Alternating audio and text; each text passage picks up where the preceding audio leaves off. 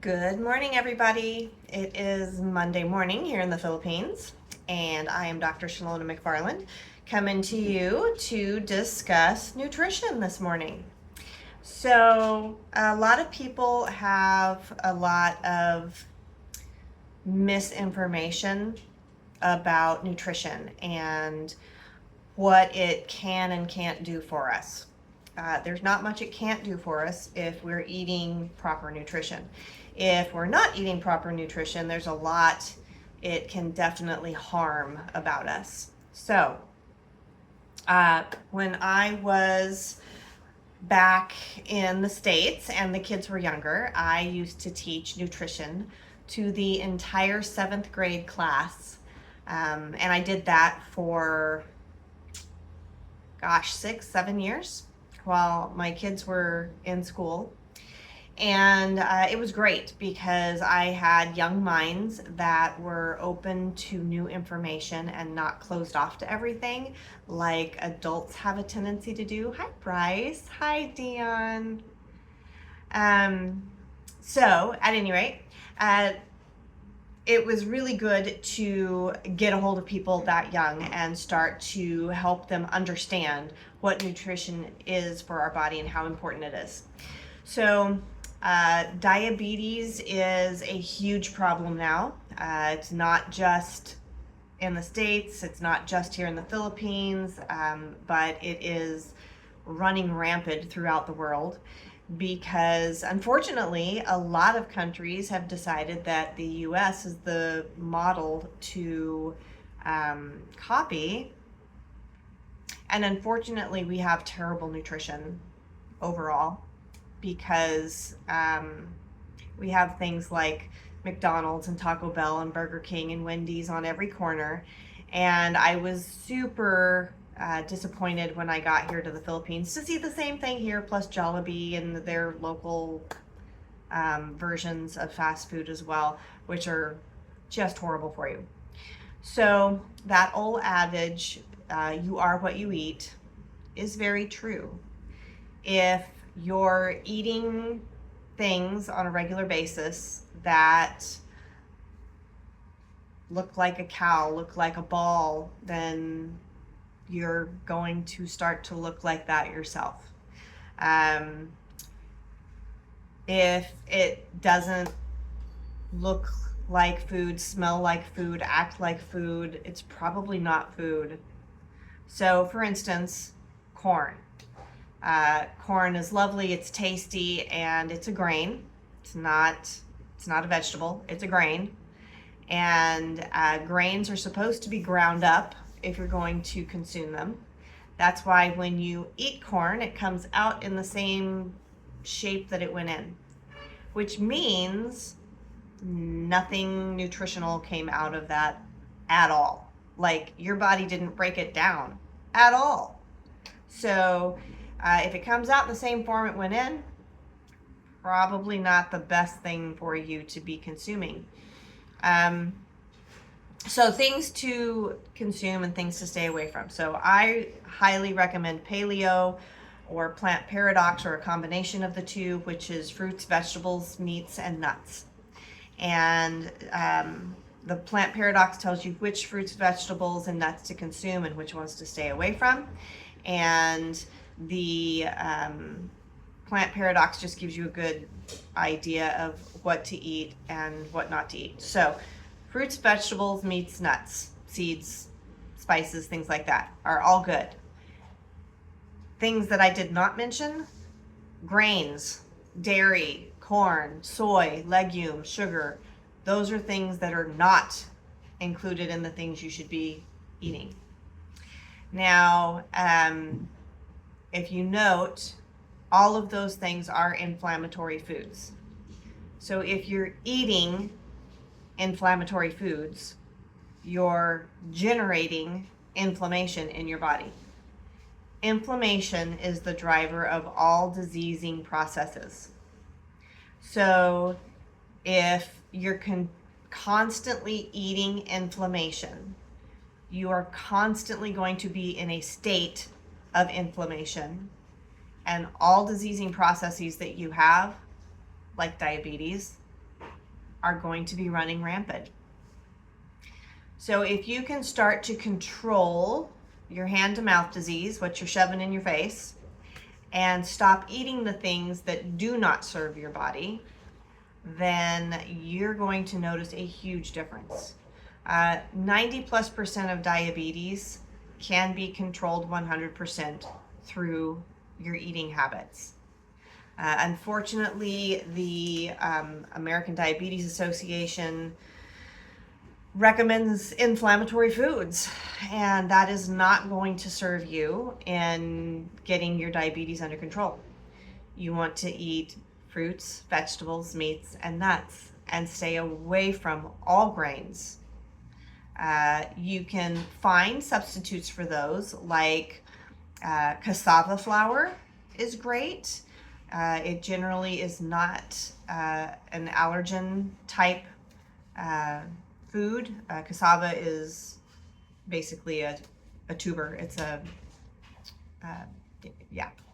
it's a root. There we go. And almond flour is good as long as you're not allergic to true nuts. So if you are allergic to true nuts, obviously don't do the nut part. But you can do seeds. You can do sunflower seeds, pumpkin seeds, flax seeds. You don't really do a whole lot of those, but though there are other options. And the nice thing about Plant Paradox and Paleo is that both of those books and authors give you other options if you do have those issues, because they are both written by doctors. So really look into what you're doing. Look into what you're eating. How is it made? Does it have actual ingredients? Or does it have something in it that you have no idea what that is? You can't pronounce it. You don't understand it. You have no idea what that word means. Probably shouldn't be eating it. Now, there are big words for everything, like vitamin E is tocopherol. So if you don't know what tocopherol is, you can look them up. We do live in an age where you have, an encyclopedia in your hand pretty much 24/7. So you can utilize that tool.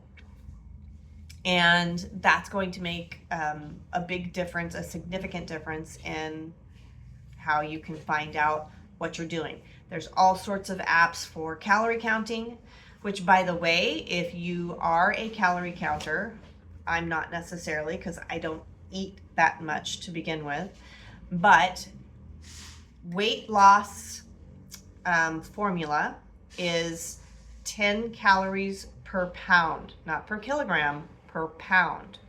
So if you weigh 100 pounds and you want to release weight, then you would do 1,000 calories a day.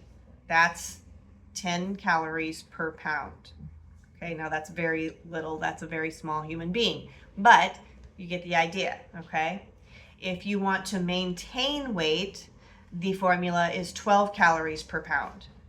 So again, 100-pound person, you would eat 1,200 calories a day, okay? Which isn't much, but that's not much of a human. That's a very small person, right? Okay, so then if you want to gain weight and like muscle weight, then that formula is 14 calories per pound. So that would now be 1,400 calories. And you have to watch as you are shifting weight. So say you want to gain weight and you want to get up to 140 pounds, okay?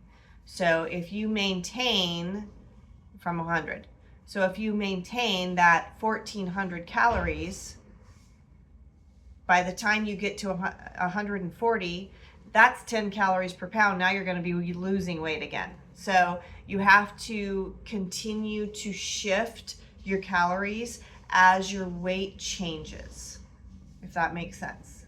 Like if you're wanting a significant shift in your weight, then you're going to have to watch your calorie count as well if you're doing that. I do intermittent fasting, which is very powerful. And both of those books, actually, the paleo diet and the plant paradox, both of them recommend fasting, intermittent fasting. And so I've done it for years. I actually love it. Like, if I get sick and I can't eat anything for 2 or 3 days, I know I'm fine. I've done it by choice multiple times. So as long as you're maintaining your water intake, you're going to be fine. Okay? So hopefully that gives you a little bit of an idea on nutrition and how nutrition affects our body. You are what you eat. If you're eating a donut every day, don't be surprised if you start looking like a donut. Okay? If you're eating an apple every day, well, that's actual food. That's like got an actual matrix to it, and it has actual health benefits to it. So you've got to weigh and measure your foods.